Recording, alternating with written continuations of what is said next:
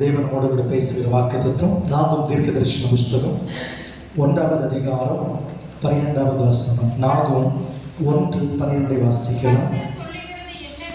கர்த்தர் சொல்லுகிறது என்னவென்றால், அவர்கள் சம்பூரணம் அடைந்து அநேகராய் இருந்தாலும் அறுப்புண்டு போவார்கள். அவன் ஒளிந்து போவான். உன்னை நான் சிறுமைப்படுத்தினேன், இனி உன்னை சிறுமைப்படுத்தாதிருப்பேன். நாமே சொல்லுங்க. அல்லேலூயா, அல்லேலூயா. உன்னை சிறுமைப்படுத்தினேன், இனி என்ன செய்ய மாட்டேன், சிறுமைப்படுத்த மாட்டேன். நம்முடைய சபையா இருக்கட்டும், ஜனங்களுடைய உங்களை குறித்தாக இருக்கட்டும், சில சிறுமையான அனுபவங்களை இந்த ஆண்டில் ஒருவேளை நீங்க என்ன செய்திருப்பீங்க, இந்த 24 கண்டிருப்பீங்க. சில ஒடுக்கப்பட்ட அனுபவங்கள். இந்த சிறுமை என்னன்னு உங்களுக்கு சொல்லிக் கொடுக்குறேன். அப்போ உங்களுக்கு ஓரளவுக்கு புரியும் நினைக்கிறேன். அந்த சிறுமைப்பட்ட அனுபவங்கள் இந்த ஆண்டில் இருக்காது என்பதுதான் கர்த்தருடைய வார்த்தை. அல்லேலூயா, அல்லேலூயா. நான் சில வார்த்தைகளை உங்களோட கூட பகிர்ந்து கொள்ளுகிறேன். அதில் நீங்கள் கண்ட அந்த சிறுமைப்பட்ட அனுபவம் இருக்குமானா நம்புங்க, இந்த வருஷம் அதை தேவன் மாற்றுவார். ஆமென். அல்லேலூயா. நான் வேகமாக கடந்து சொல்லுகிறேன். சங்கீதங்களின் புஸ்தகம் 72வது சங்கீதத்தின் 12வது வசனம் விவிதமாய் சொல்லுகிறது. சிறுமைனா என்னன்னா, தேவையான நேரத்தில் உதவி கிடைக்காத சூழல். நல்ல கவனிங்க. இன்னைக்கு எனக்கு ஒரு உதவி தேவை, நான் எதிர்பார்க்கிறேன். நான் யாருக்கெல்லாம் உதவி செய்து அவங்களை எல்லாம் எதிர்பார்க்கிறேன். எனக்கு ஒரு உதவி தேவைப்பட்ட போது ஒரு உதவியையும் காணும். இப்படி சில சூழல் இருக்குமானா வேதம் அதை சிறுமை என்று அழைக்கிறது. ஆமென். அல்லேலூயா. புரியுதா உங்களுக்கு? சிறுமைனா என்ன? உதவி தேவைப்பட்ட நேரத்தில் கிடைக்காமல் போவதுக்கு பேரு சிறுமை. அந்த சிறுமை உங்களுக்கு இருக்காது. அர்த்தம் என்ன? கூப்பிட்ட நாளிலே கர்த்தர் பதில் கொடுப்பார். அல்லேலூயா. சங்கீதம் 72:13 சொல்லுகிறது, பலவீனமா இருப்பது ஒரு சிறுமை. எது? பலவீனமா இருப்பது ஒரு சிறுமை. அப்ப தேவன் எப்படி மாற்றுவார்? பலவானாய் மாற்றுவார். ஆமை சொல்லுங்க. அல்லேலூயா. இப்ப நீங்கள் கண்ட அந்த சிறுமைப்படுத்த நாட்களை நான் மறந்து இனி உங்களை சிறுமைப்படுத்தாதிருப்பேன். பலவீனமா இருந்த நீங்கள் இனிமேல் பலவானாய் மாறுவீங்க. யாத்திராகமம் 9வது அதிகாரம் 14-17 வரைக்கும் உள்ள வசனங்களை வாசிக்கும் போது கடினமான வேலை செய்திருப்பீங்க. ஆனால் கணக்கு பார்த்த போது வருமானம் குறைந்தது போல தோண்டி இருக்கலாம். இதுக்கு பெயரும் என்னதான்? சிறுமை. நம்ம சொல்லுவேன், மாடா உழைச்சேன், அந்த கையில ஒன்றும் மிஞ்சலன்னு சொல்லுவேன்ல. அதே போல நீங்க உழைத்ததுக்கு குறைவில்லை, நல்லா உழைச்சிருப்பீங்க. ஆனா கடைசியில் உட்கார்ந்து கணக்கு பார்த்த போது உங்க கையில் என்ன செய்யல, வருமானங்கள் இல்லை. இப்படி இருப்பதற்கு பெயர் என்னதான்? சிறுமை. அதை தேவன் மாற்றுவேன்னு சொல்கிறார். அல்லேலூயா. அதே போல யாத்திராகமம் 9:14-17 வரைக்குள்ள வசனங்களை வாசிக்கிற போது கர்த்தருடைய தண்டனை நம் மேல இருக்கும் போது அது சிறுமை என்று வேதம் அழைக்கிறது. சில உபத்திரவங்களுக்காக அல்லது நாம் செய்த சில தவறுகளுக்காக கர்த்தருடைய தண்டனை நம்ம இருந்திருக்கலாம். அல்லது கர்த்தருடைய நாம மகிமைப்படும்படி சில தண்டனை நம்ம மேல இருந்திருக்கலாம். கர்த்தருடைய கோபம் நம்ம மேல இருக்கும் போது அந்த நாட்களுக்கு பேர் சிறுமை என்று வேதம் சொல்லுகிறது. அப்ப அர்த்தம் என்னன்னா, இனி கர்த்தர் மேல் கோபமா இருப்பதே இல்லை. ஆமென். அல்லேலூயா. சங்கீதம் 12:5 வாசிக்கும் போது பாழான பெருமூச்சின் அனுபவங்கள் சிறுமை என்று வேதம் அழைக்கிறது. வீட்டுல பாழான அனுபவம் சொல்லுவோம்ல, வீட்டுல இருட்டா இருக்கும், எத்தனை நாள் லைட்டு போட்டாலும் வீட்டுக்குள்ள போக நமக்கே மனசு இருக்காது. வீட்டுக்குள்ள இருக்க மனசு இருக்காது. வெளியே ஓடி ஓடி போய் இருப்போம். ஏன்னா வீட்டுக்குள்ள போக முடியல, ஏதோ பிரச்சனை, வீடு இருளடைஞ்சு போய் கிடக்குது. அந்த பாழான அனுபவங்கள், பெருமூச்சு அனுபவங்கள் அப்படின்னா வெளியே சொல்ல முடியும். இருக்கிற பிரச்சனைய, போராட்டத்தை, இருக்கக்கூடிய கவலைகளை வெளியே சொல்ல முடியாதபடி அதை மனசுக்குள்ள நினைச்சு திடீர்னு மூச்சு மட்டும், பெருமூச்சு மட்டும் என்ன செய்வோம், விட்டு கொண்டு இருப்போம். ஆனா அதுக்கு பேர் என்னன்னா சிறுமை. அல்லேலூயா. இதை நிறைய பேர் செய்வாங்க. ஏன்னா வெளியே சொல்லாம உள்ளுக்குள்ள வச்சு திடீர்னு பார்த்தீங்கன்னா ஒரு ஏப்பம், ஒரு பெருமூச்சு விடுவாங்க. அப்பவே பக்கத்துல யாராவது கேட்பாங்க, என்ன இவ்வளவு மூச்சு விடுன்னு கேட்பாங்க. அப்பவும் ஒண்ணு இல்லைன்னு சொல்லுவாங்க. ஆமென். அல்லேலூயா. புரியுதா உங்களுக்கு? அப்ப பாழான உங்க வீட்டுக்குள்ள உங்களால இருக்க முடியல, அல்லது நாம பெருமூச்சின் அனுபவம். உங்களுக்கு நடந்து போன துயரங்களை நினைச்சு வெளியே சொல்ல முடியாத உங்களுக்குள்ளே வச்சுட்டு நீங்க விட்டு அந்த பெருமூச்சின் அனுபவங்கள் மாறுகிறது என்று கர்த்தர் சொல்லுகிறார். ஆமென். அல்லேலூயா. ஏசாயா தீர்க்கதரிசன புத்தகம் 37வது அதிகாரம் 23வது வசனம் வாசிக்கிற போது ஏசாயா 37:23 சொல்லப்படுகிறது, நம்மை நிந்தனைகளையும் தூஷணங்களை குறித்து வேதம் சொல்லுகிறது. நீங்கள் காரணமில்லாமல் நிந்திக்கப்பட்டீங்கன்னா, காரணமில்லாமல் தூஷிக்கப்பட்டீங்கன்னா அதுக்கு பேர் என்னதான்? சிறுமை. அல்லேலூயா. இந்த தாவீது கடந்து போகும்போது ஒருத்தன் தூற்றுவான்ல, சிமே, அது தூற்றுவான் பாருங்க. ராஜாவை பார்க்க மாட்டான், என்ன செய்வான்? அசிங்கமான வார்த்தைகளை சொல்லி தூற்றி கொண்டு போவான். அதுக்கு பேர் என்ன? தூஷணம். சரிதானே? அப்போ தாவீது என்ன சொல்லுவாரு? கர்த்தர் அவனை பேச வச்சிருப்பாரு, பேசுறேன்னு சொல்லிப்பான், பேசியிருப்பான் அப்படின்னு சொல்லி முடிச்சிருப்பாரு. சரியா? அப்போ நம்ம செய்யாத ஒரு காரியத்தை சொல்லி அவமானப்படுத்தவோ நிந்திக்கவோ தூஷிக்கவோ வகை தேடி இருப்பாங்கன்னா, இல்ல அந்த நிந்தனைங்க அடைந்திருப்பீங்கன்னா இந்த ஆண்டவர்களை தேவன் மாற்றுவேன் என்று வாக்கு கொடுக்கிறார். அல்லேலூயா. அல்லேலூயா. தவறு செய்திருக்க மாட்டேங்கான சாபம் போட்டிருப்பாங்க, தூஷணமான வார்த்தைகளை சொல்லி பேசி இருப்பாங்க, உங்க காதுகள் கேட்டும் சொல்லியிருக்கலாம், கேட்காமலும் சொல்லியிருக்கலாம். சரியா? சோ இதுக்கு பேர் எல்லாம் என்னதான்? சிறுமை. அவைகளை மாற்றுவேன் என்று கர்த்தர் சொல்லுகிறார். ஏசாயா 37:28-29 சொல்லும்போது, மனுஷர்களின் விரோதமான பேச்சு, வீம்பான பேச்சு, வீரியமான பேச்சுக்கள். சரியா? அகந்தைய பேசுவாங்கல்ல, நான் தான் அப்படின்னு சொல்லி பேசுவாங்கல்ல, அப்படி உங்களை பார்த்து பேசி அதுக்கு நீங்கள் பயந்திருந்தாலோ இல்லது அந்த பேச்சுகளை கண்டு நீங்கள் ஒருவேளை மனமுடைந்திருந்தாலோ இனிமேல் அப்படிப்பட்ட பேச்சுக்கள் உங்களுக்கு இல்லைன்னு கர்த்தர் சொல்லுகிறார். அல்லேலூயா. அல்லேலூயா. 1 பேதுரு 5:6-7 வசனங்களை வாசிக்கிற போது கவலைகளை குறித்து சொல்லப்படுகிறது.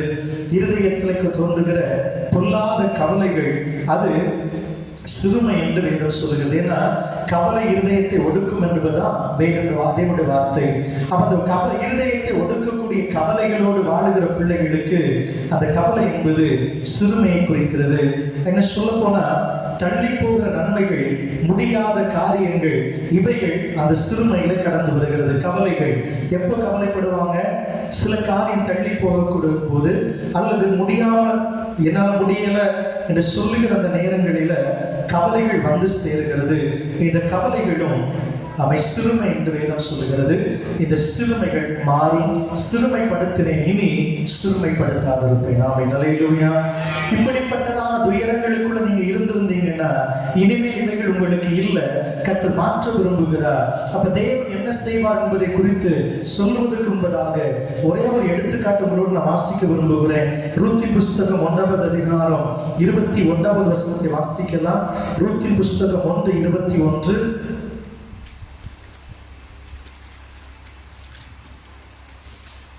ரூத் 1:21.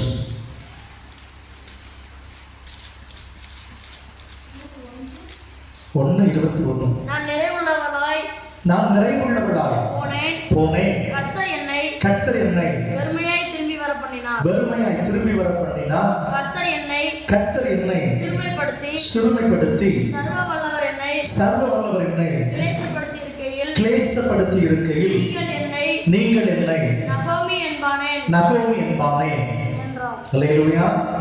நகோமி என்கிற தாயை குறித்து வேதம் சொல்லுகிறது. அவள் பெத்லகேம்ல குடியிருந்தவங்க தன் கணவனோடு 2 பசங்களோடு என்ன செய்யறாங்க? பஞ்சத்தினால வேறு மோவாப் தேசத்துக்கு போறாங்க. போன இடத்துல கணவன் இறந்து போகிறார். பிள்ளைகளுக்கு திருமணம் முடிந்து விடுகிறது. 2 மருமக்கள் வந்துட்டாங்க. மருமக்கள் வந்த பிற்பாடு 2 மகன்களும் ஒன்று பின்னால் ஒன்னால இறந்து போறாங்க. இப்போ இந்த தாய் திரும்ப தன் சொந்த தேசத்துக்கு வருவதற்கு தீர்மானம் பண்ணுகிறாங்க. வரும்போது 2 மருமகள், மொத்தத்துல 3 விதவைகள் தான் கணக்கு பிடித்தாங்க. அப்ப இந்த 3 பேரும் ஒன்னா இருக்கும்போது எப்படி சமாளிப்பது என்று சொல்லி யோசித்தது. அந்த அம்மா சொன்னாங்க மருமகளை பார்த்து, நீங்கள் போவதா இருந்த உங்கள் வீடுகளுக்கு போங்கன்னு சொல்லும் போது அங்க ஓர்மாள் என்கிற மருமகள் மாமியாரை முத்தமிட்டு கடந்து போனாள். ரூத் என்கிற மருமகள் சொன்னாள், நான் எங்கும் போவதில்லை, நான் போவதை குறித்து இங்க பேசக்கூடாது, நீங்க போகிற இடத்துல நானும் இருப்பேன். உங்களுடைய தேவன் என்னுடைய தேவன், உங்களுடைய சனம் என்னுடைய சனம், நீர் எங்கு மறிப்பீராங்க நானும் மறிப்பேன். மரணம் நம்மை பிரிக்கிற வரைக்கும் என்ன செய்யக்கூடாது, அவங்களை விட்டு போவதை பற்றி பேசக்கூடாதுன்னு ரூத்து சொல்ல, ரூத்தோடு சேர்த்து சொந்த ஊருக்கு நகோமி வருகிறார். நகோமி வந்த உடனே ஊர் மக்கள் எல்லாம் பார்த்துட்டு, ஐயோ இது நம்முடைய நகோமி ஆச்சுன்னு சொல்லிட்டு சந்தோஷமாய் பேசும்போது நகோமிக்கு ரொம்ப துக்கம், கவலை. ஏன்? அங்க போன இடத்துல தன் கணவனையும் 2 பிள்ளைகளையும் பறிகொடுத்த போது அந்த துயரம் இன்னும் மாறவில்லை.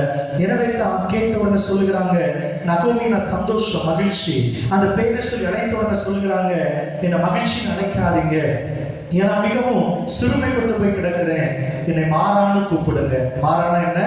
கசப்பு, நான் கசந்து போய் வந்திருக்கிறேன், கசப்பானவளை என்னை கூப்பிடுங்கன்னு சொல்லி தன் வேதனைகளை புலம்புகிறதை பார்க்க முடிகிறது. இது இன்னொரு காரியத்தை நம்ம கற்றுக்கொள்ள வேண்டிய அவசியம்.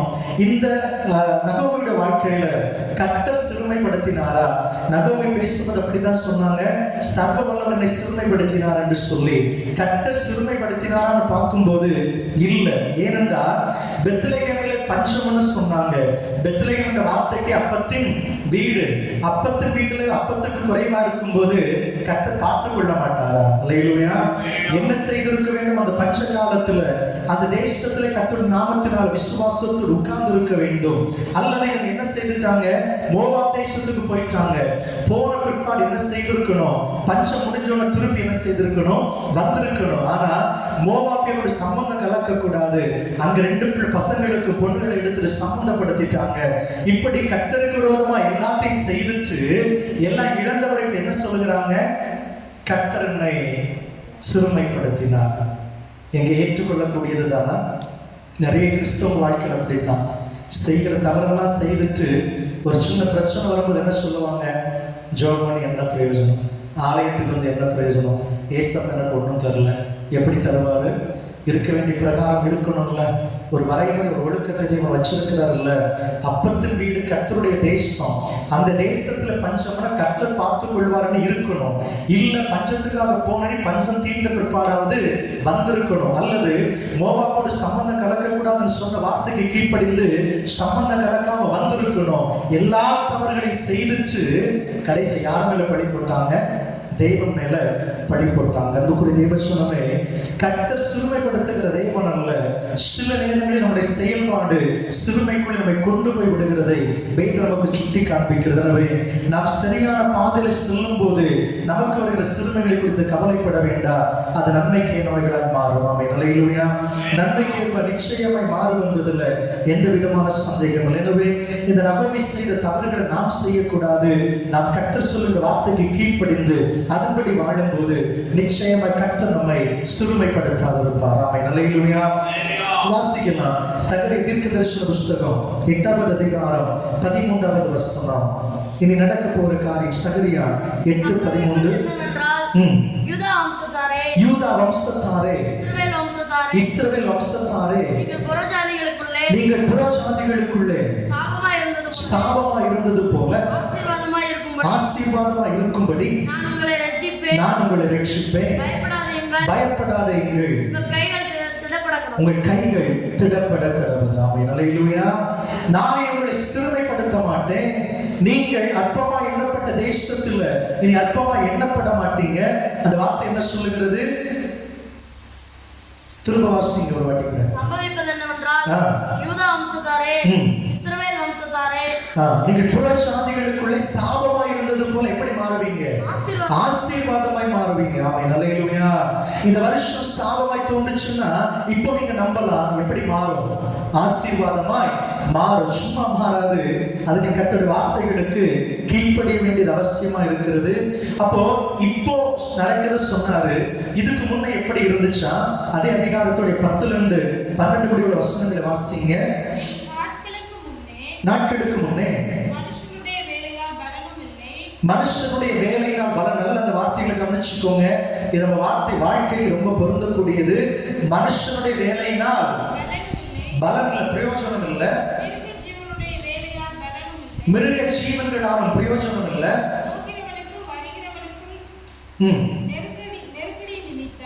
போகிறவன் வருகிறவன் நெருக்கடி கொடுக்கிறான். சமாதானம் வீட்டுல இல்லை. எல்லா மனுஷரையும் மாறி மாறி விரோதம் தான். எங்க பார்த்தாலும் சண்டை, வாக்குவாதம். இப்போதோ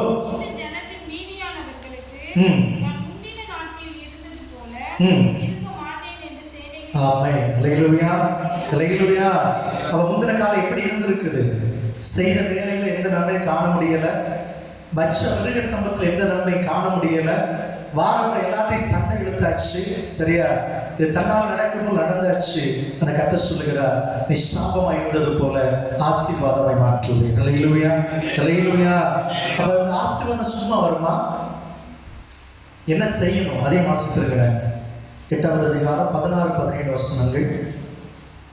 நீங்கள் செய்ய வேண்டிய காரியங்கள் என்னவென்றால் நல்லா கவனிச்சுக்கோங்க. 4 காரியங்கள்.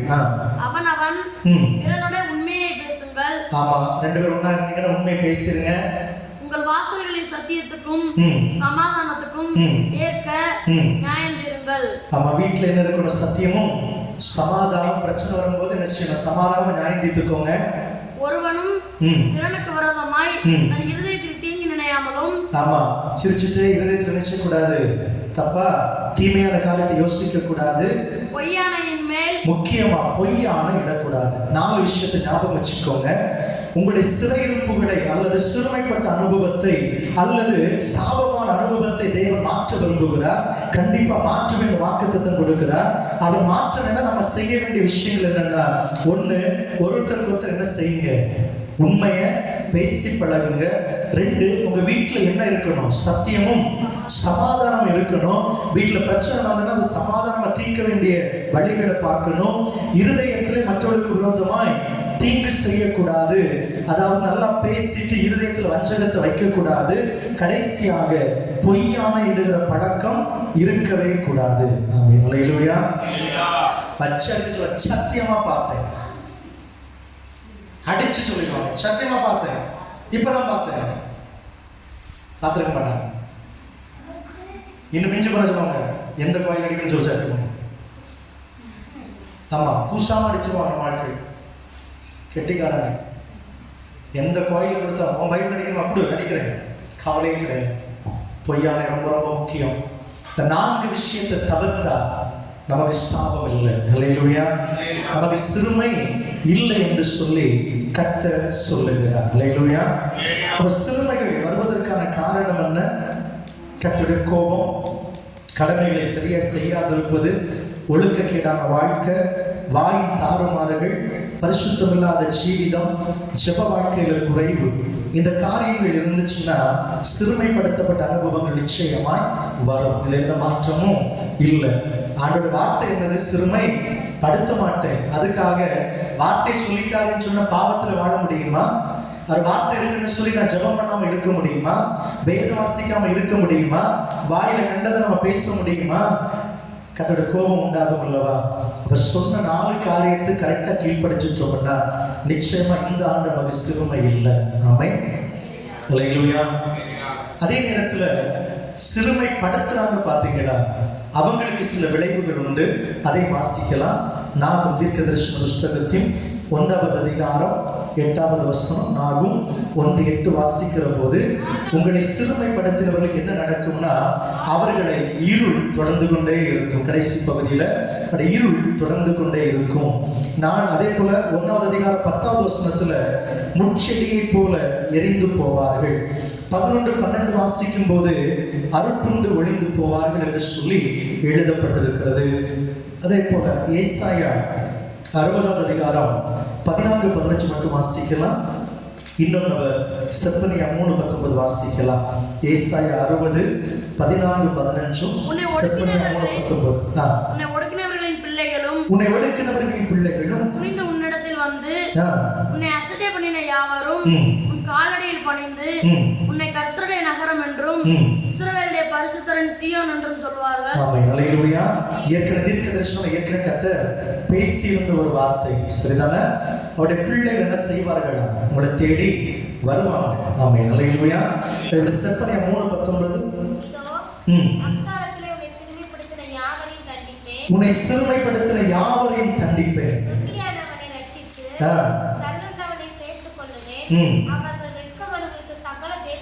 வெட்கம் அனுபவித்த சகல தேசம், சகல இடங்களிலும் அவர்களுக்கு புகழ்ச்சியும் கீர்த்தியும் உண்டாக செய்வேன். நாமே சொல்லுங்க. ஹல்லேலூயா. ஹல்லேலூயா. நல்லா கவனிச்சுக்கோங்க. கர்த்தருடைய வார்த்தை இனி சிறுமைப்படுத்தாதிருப்பேன். எதெல்லாம் சிறுமைன்னு பார்த்தீங்க அப்படித்தானே? அவ கர்த்தர் கொடுத்த வார்த்தை என்னது? சாபமா இருந்த இடத்துல உன்னை ஆஸ்வதமா மாற்றுவேன், வெட்கப்பட்ட இடத்துல வெட்கப்படுத்தாம இருப்பேன் எல்லாம் சொன்னாரு. நிறைய வார்த்தைகளை சொன்னாரு. அப்ப இந்த வாக்குத்தத்த வார்த்தை எனக்கு பலிக்கணும்னா, என்னை வந்து சேரணும்னா நான் என்ன செய்திருக்கணும்? உண்மையை பேசி இருக்கணும், வீட்டுல சத்தியத்துக்கு இடம் கொடுத்திருக்கணும், சமாதான பேச்சுவார்த்தை இருந்திருக்கணும், இருதயத்துல மற்றவர்களுக்கு விரோதமாக நான் செயல்படக்கூடாது, பொய் ஆணை இடக்கூடாது. இந்த விஷயத்துல நான் கவனமா இருப்பேனானா நிச்சயமா இந்த ஆண்டு எனக்கு என்ன இல்லை? சிறுமை இல்லை. நாம நிலையிலுயா. அதே நேரத்தில் வார்த்தை இருக்குன்னு சொல்லிட்டு அலங்கோலமை வாழ்ந்து விடக்கூடாது. பரிசுத்த ஜீவிதம் முக்கியம், கட்டளைகளை கைக்கொள்வது முக்கியம், ஒழுக்கமான வாழ்க்கை, ஒழுக்கமான வார்த்தை, செபங்கள், வேத வாசிப்பு எல்லாம் சரி என்ன செய்யணும் இருக்கும்போது சிறுமைப்படுத்தப்பட்ட அனுபவங்களை தேவன் மாற்றுவார். நம்ம ஒழுங்கா இருந்தோம்னா யாரெல்லாம் சிறுமைப்படுத்தினார்களோ அவர்களுக்கு தான் பிரச்சனையை தவிர நமக்கு பிரச்சனை இல்லை. ஆமை நிலையிலுயா, நிலையிலுயா. அதை இருக்க வேண்டியவங்க சரியான இடத்துல இருந்துட்டாங்கன்னா பிரச்சனை கிடையாது. அதனால இந்த நல்ல காலை வேளையில இந்த 4 காரியத்துக்கு முக்கியத்துவம் கொடுப்பீங்கன்னா சிறுமை நமக்கு இல்லை. கடைசியா ஒரு வார்த்தை சொல்லி நான் நிறைவு செய்கிறேன்.